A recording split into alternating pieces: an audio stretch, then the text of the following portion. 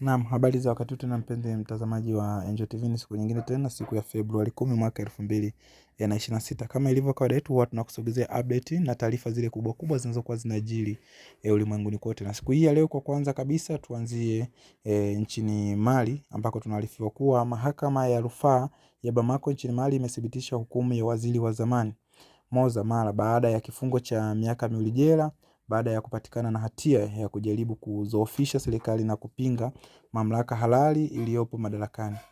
Uamuzi huo unaendeleza hukumu ya awali iliyotolewa dhidi yake, na hivyo kumaanisha kuwa ataendelea kusalia gerezani baada ya kuwa kizuizini kwa zaidi ya miezi 6.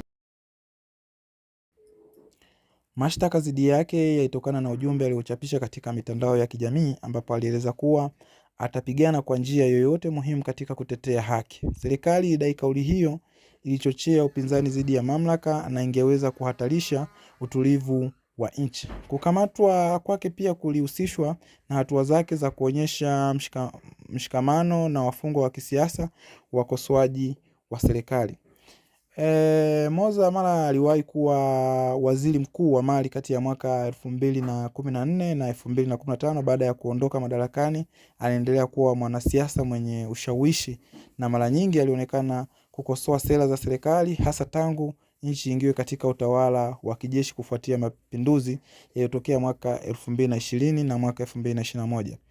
Tangu mapinduzi ya kijeshi, Mali imekumbwa na mjadala kuhusu hali ya demokrasia na uhuru wa kujieleza. Serikali imekuwa ikichukua hatua kali dhidi ya baadhi ya wapinzani, wanaharakati, wakosoaji, huku mashirika ya haki za binadamu yakionya kuhusu kupungua kwa uhuru wa kisiasa nchini humo. Mawakili wa Moza Mara wamekosoa uamuzi wa mahakama, wakisema hakukuwa na haki na ni shambulio dhidi ya uhuru wa kujieleza. Wametangaza kupeleka rufaa katika mahakama za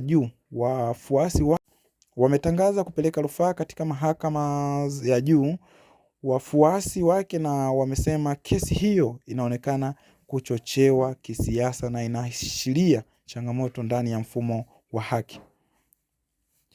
Iwapo mahakama ya juu haitabadilisha uamuzi huo, Moza Mara ataendelea kutumikia kifungo cha gerezani. Kesi hii itaendelea kuvutia mjadala mkubwa ndani na nje ya Mali kuhusu utawala wa sheria, siasa na haki za binadamu.